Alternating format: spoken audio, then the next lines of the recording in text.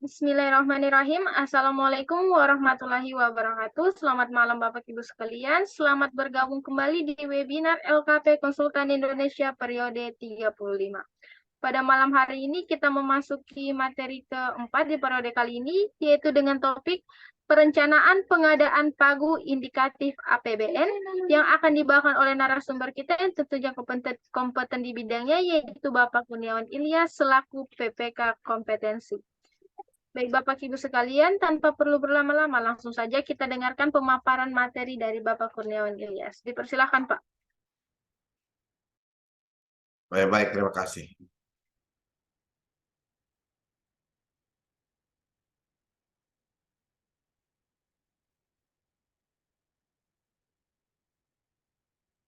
Baik, Assalamualaikum warahmatullahi wabarakatuh. Selamat malam.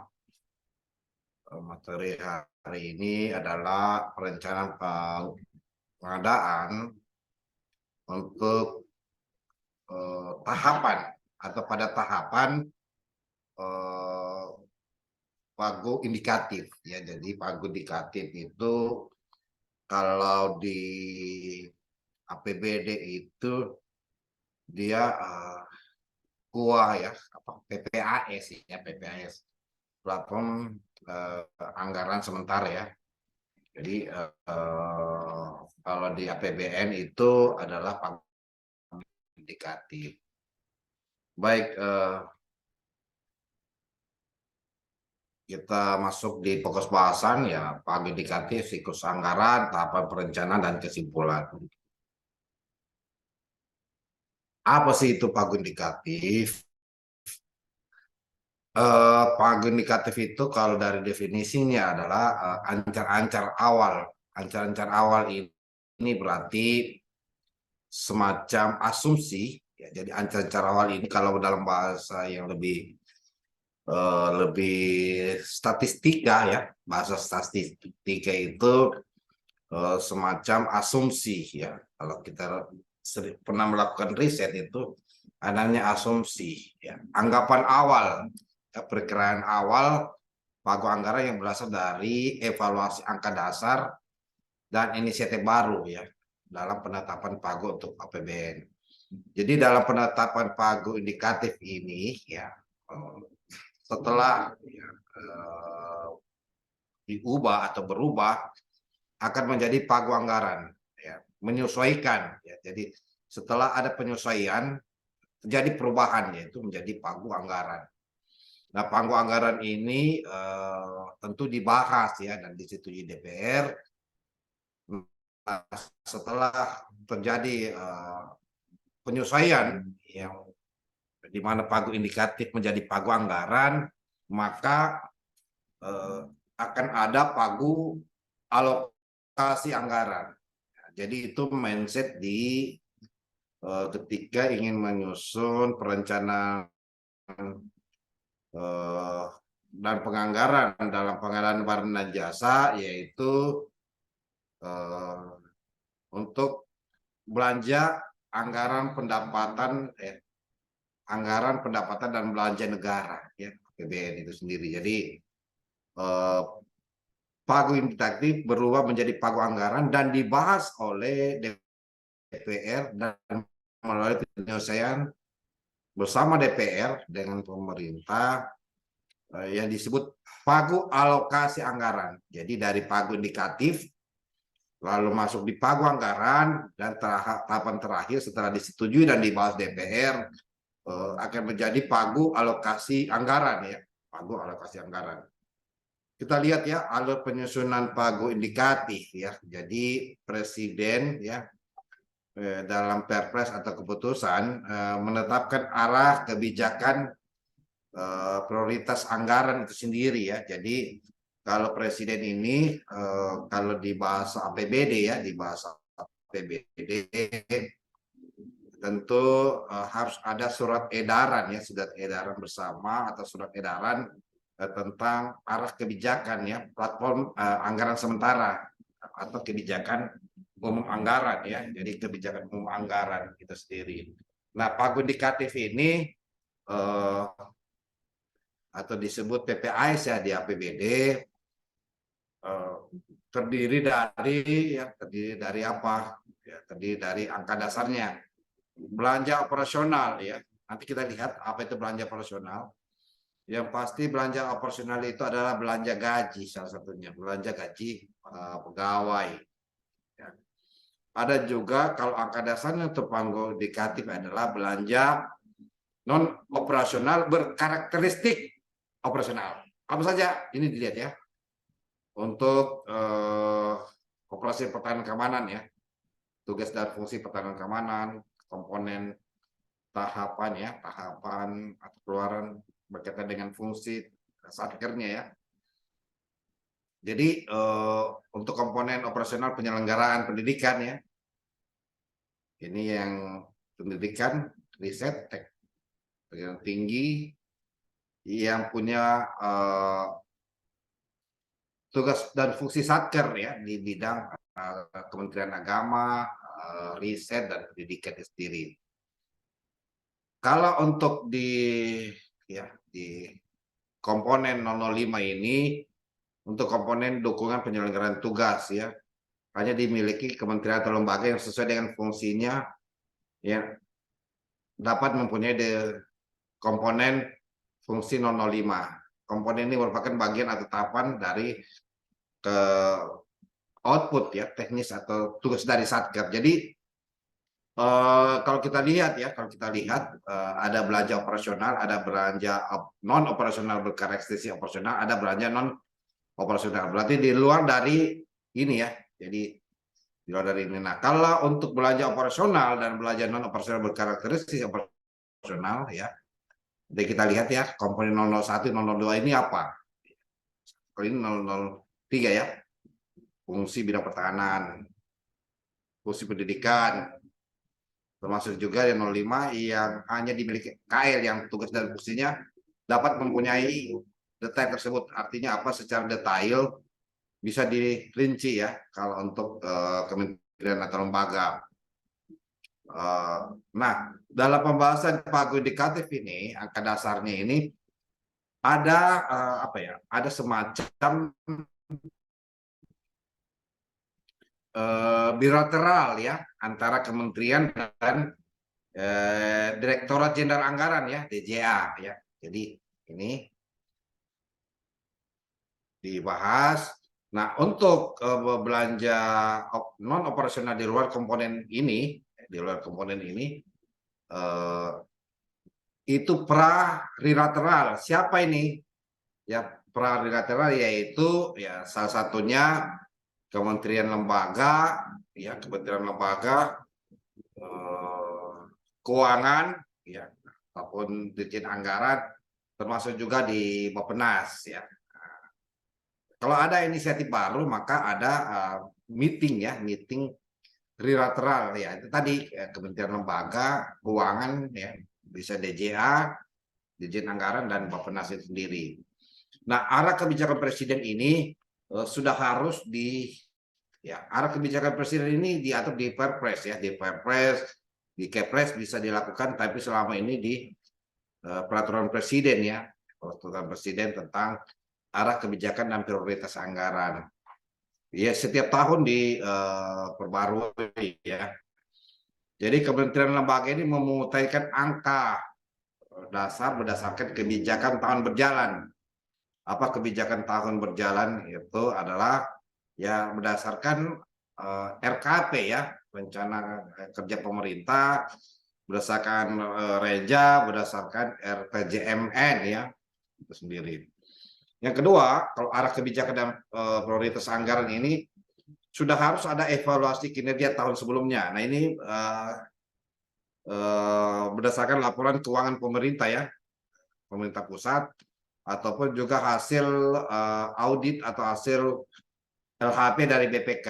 Nah, sementara untuk proyeksi asumsi dasar ekonomi makro itu pasti secara ekonomis ya, orang ekonomi yang mengerti bahwa paling tidak pertumbuhan ya, rencana pertumbuhan untuk tahun depan ya, untuk APBN misalnya APBN 2024 berangkat dari asumsi berapa persen itu orang ekonomi atau orang Kementerian Keuangan atau BI yang bisa menyajikan ini ya, khususnya termasuk juga BPS atau menyusun inisiatif baru. Jadi dalam hal penyusunan arah kebijakan ini, pemutakhiran data ya berdasarkan untuk arah dan kebijakan anggaran, maka Kementerian Keuangan koordinasi dan menasihat mengevaluasi, mengkaji ulang baru menyesuaikan angka dasar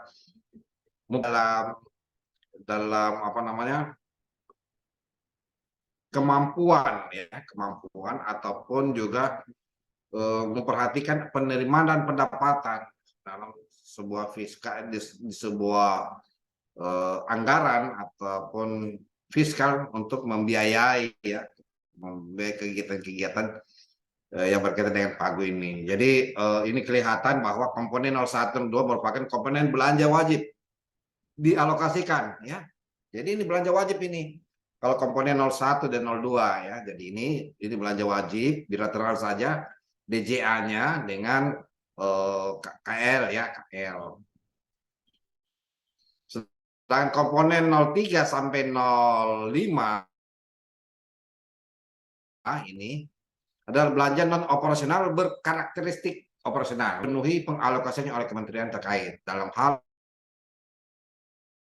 tersebut penggunaan tidak memanfaatkan pencapaian sosial kinerja yang tidak optimal. Artinya apa? Dimulai dari belanja ini ya, yang berkarakteristik 03, 04, 05 ya, merupakan belanja yang juga wajib dipenuhi untuk mengalokasikan ya. Dampaknya akan berjalan tidak optimal ya.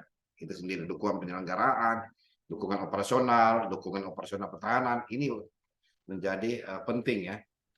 Jadi lihat komponennya. Kalau ini bilateral, kementerian dan DJA, Direktorat Jenderal Anggaran ya, Kemenkeu, jelas. Ini 01, 02. Yang wajib dipenuhi alokasinya ya. Alokasinya kalau komponen 03, 04, 05 itu wajib juga ya pengalokasiannya itu sendiri ya. Nah, kalau kita bicara sedikit tentang alur perencanaan penganggaran ya, kita ketahui kalau RPJPN ini, rencana pembangunan jangka panjang nasional ini dijadikan pedoman untuk menyusun RPJMN ya. Selain dari RPJMN ini, sebenarnya harus berangkat juga dari harmonisasi visi misi presiden ya, misalnya presiden 2024 nantinya. Nah, tentu ada RPJMN 2000, misalnya 2024 berarti 2029 ya, 2029 untuk menyusun RPJMN selain visi misi kepala negara harus juga mengacu atau menjadi pedoman untuk menyusun berdasarkan dari RPJPN ya, rencana pembangunan jangka panjang nasional. Nah, selanjutnya RPJMN ini dijadikan dasar ya, pedoman untuk menyusun RENSTA ya, rencana strategis kementerian atau lembaga. Ya. Jadi RPJMN ini ya didasarkan ya dasar ya bagi Renstra untuk menyusunnya ya, jadikan pedoman. Jadi menyusun Renstra ini harus berpedoman pada RPJMN. Nah, penjabaran dari RPJMN itu RKP rencana kerja pemerintah itu penjabarannya. RKP kapan? RKP itu tiap tahun ya, RKP pemerintah. Nah, kalau rencana kerja kayak kementerian lembaga itu harus berpedoman pada Renstra ya, jadi Renstra itu sendiri. Nah, kalau untuk menyusun ya, tahunan ini ya kelihatannya ini panahnya ini untuk menyusun RKA ya RKKL ini maka berdasarkan renja ya berarti kan rincian ya. Kalau APBD baru APBN ya, APBN ini baru rancangan APBD untuk secara APBN untuk secara global ya setiap khususnya APBN kementerian, APBN lembaga dan lain-lainnya. Jadi untuk menyusun RAPBN berdasarkan RKP. Nah, untuk menyusun APBN untuk berdasarkan RAPBN dan rincian APBN ini berdasarkan RKA. Nah, RKA inilah yang dibahas di bersama DPR itu sendiri ya. Nah, pendapatan ya, siklus anggaran pendapatan dan belanja kita ketahui ya, ada perencanaan dan penganggaran ya dimulai dari APBN ya, dimulai Januari sampai Juli. Ada pembahasan APBN ya Agustus sampai Oktober. Ada penetapan APBN sampai Oktober ya. Pelaksanaan APBN Januari dan pelaporan dan pertanggungjawaban. Jadi itu ya, jadi pelaporan dan pertanggungjawaban ini itu berkisar ya, pelaporan dan pencatatan ini mulai dari LRA ya, CAL ya, itu di Januari sampai Juli itu sendiri dan pertanggungjawaban APBN. Nah, jadi itu. Nah, ini lebih konkret ya, kalau kita bicara konkret ini siklus penyusunan APBN ya. Kalau APBN itu yang saya sebutkan tadi, konsep kebijakan RAPBN ya.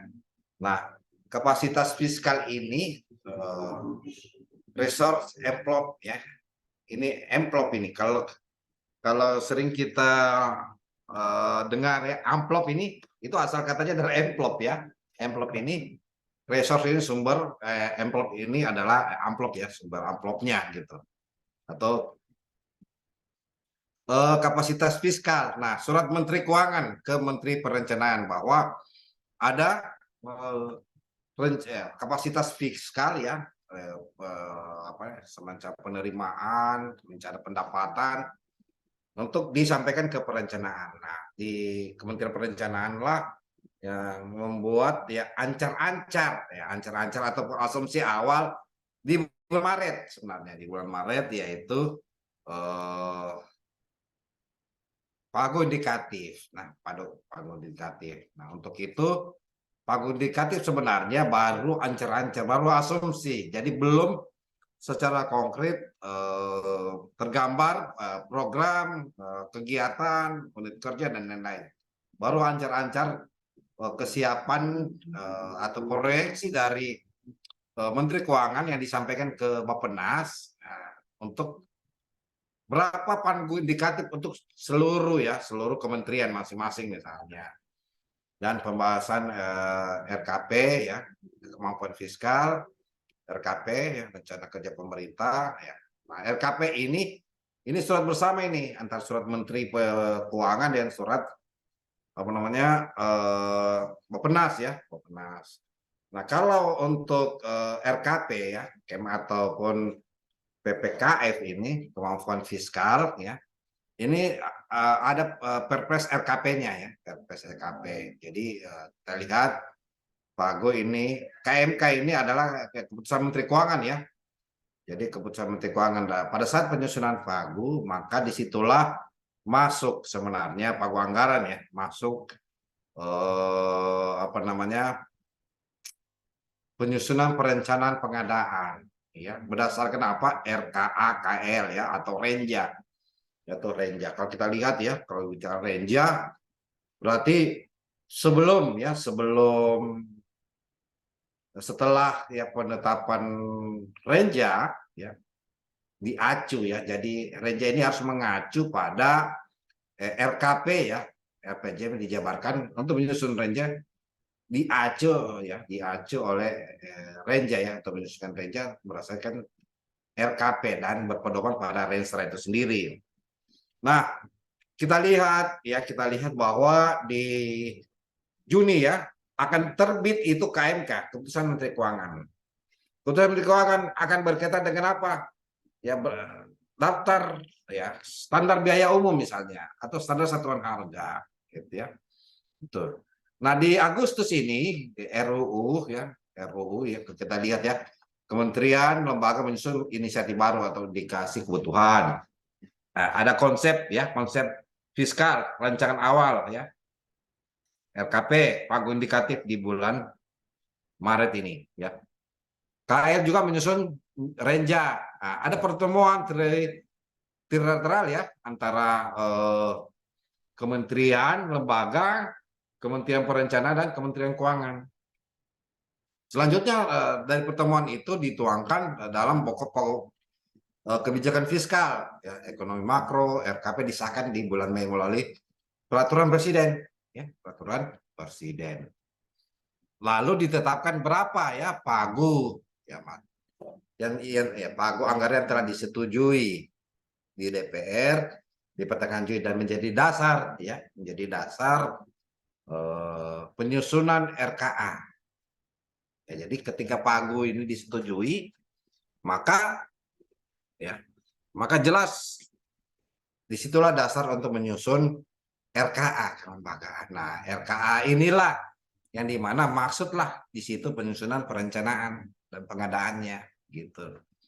Jadi kalau masih di level RKP ya, RKP itu belum secara detail ya. Kalau kita lihat ya, RKP penjabaran APBN, kalau range penjabaran ataupun menyusun RKA ini berdasarkan range ya. Nah, lalu RKA tersebut menjadi bahan untuk menyusun nota keuangan ya. Jadi biasanya di apa namanya di Agustus itu ya ada nota keuangan presiden ya, misalnya kapan kenaikan gaji PNS dan lain-lain ya. RKA untuk menyusun nota keuangan dan masuk di pembahasan di bulan Agustus ya, pembahasan RAPBN, nota keuangan dan rancangan undang-undang disampaikan ke DPR ya di Banggar. Nah, Banggar langsung di tahapan ini di bulan Oktober menyetujui ya, menjadi undang-undang ya. Lalu rincian alokasi ya, rincian alokasi kalau kita lihat ya, rincian alokasi APBN ini ya jelas ya, persetujuan DPR ya di komisi-komisi misalnya di akhir November ya, rinciannya gitu belanja pusat ya. Lalu diterbitkan kepresnya, lalu dituangkan di dalam DIPA KL ya, Kementerian Lembaga atau non KL. Dan pelaksanaan anggaran mulai 1 Januari ya, 1 Januari 2024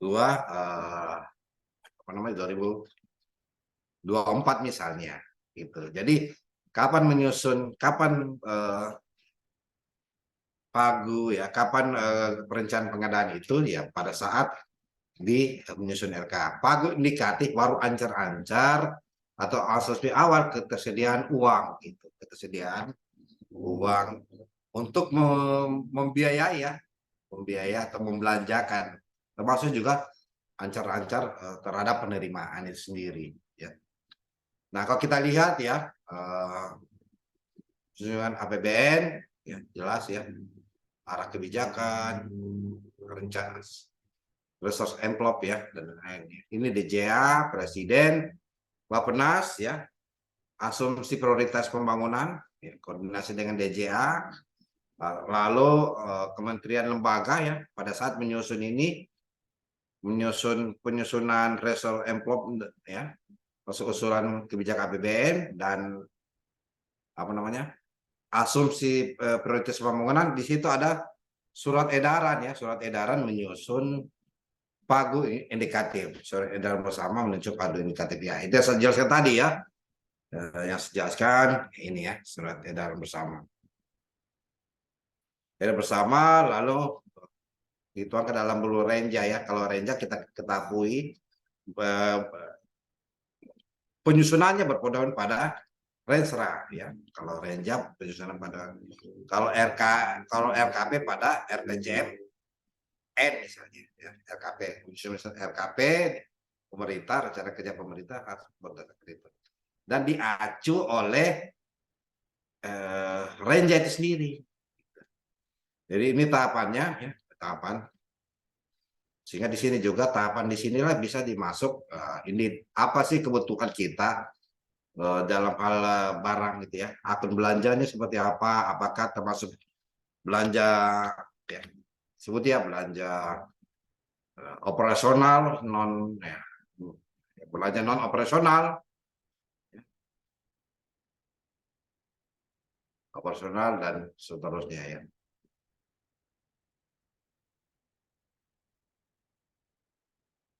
Ya, di sini cara pengadaannya ya, kayak menyusun DIPA ya, DIPA dan seterusnya ya.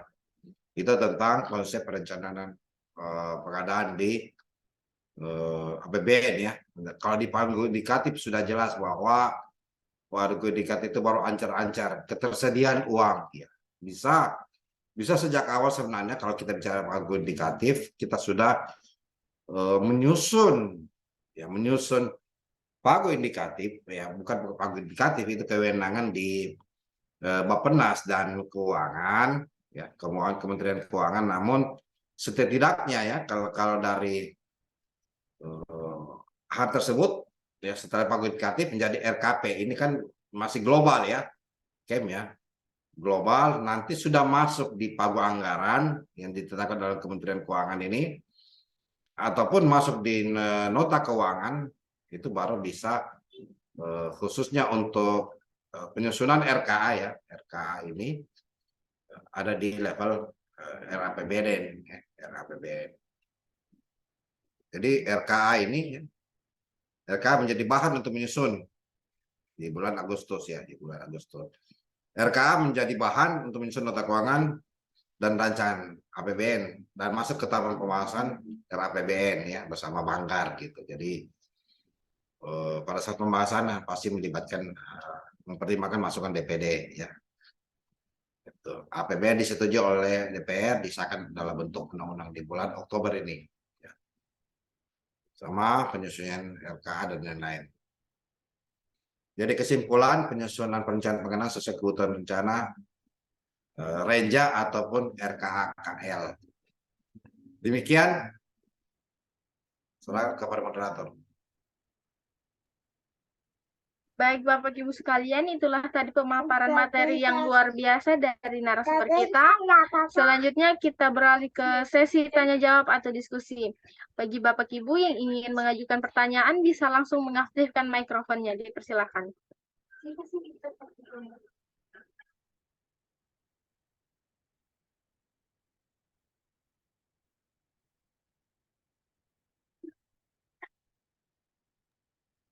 Ya, silakan.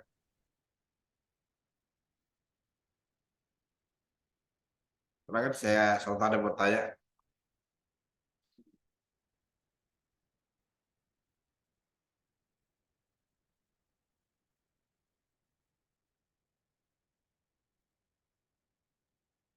Silahkan Bapak Ibu yang ingin bertanya dipersilahkan.